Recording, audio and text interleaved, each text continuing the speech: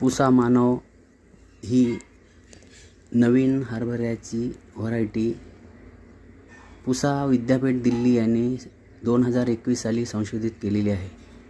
महाराष्ट्रात ती अद्याप उपलब्ध होत नाही.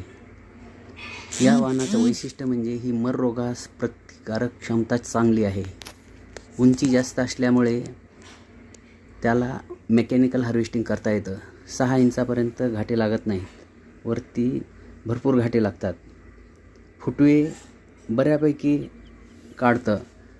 आम्ही 18 इंचावर पेरणी केली आणि परंपरागत पद्धतीने पेरणी केलेली आहे. आणि यातच जर बेड, ठिबक आणि अंतर जर जास्त सोडलं तर आणखीन फुटवे वाढू शकतात आणि मालात पण फरक फार पडू शकतो.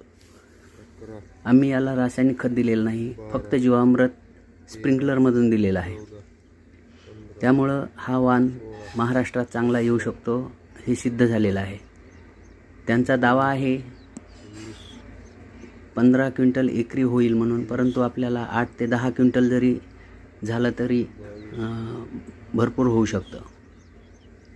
आणि विशेष म्हणजे मर रोगाला प्रतिकारक आणि कमी पाण्यामध्ये येणारं व्हरायटी असल्यामुळं आपल्याकडं भारी जमीन असेल तर 1-2 पाण्यामध्ये सुद्धा हा हरभरा वाण आपल्याला चांगलं उत्पन्न देऊ शकतो.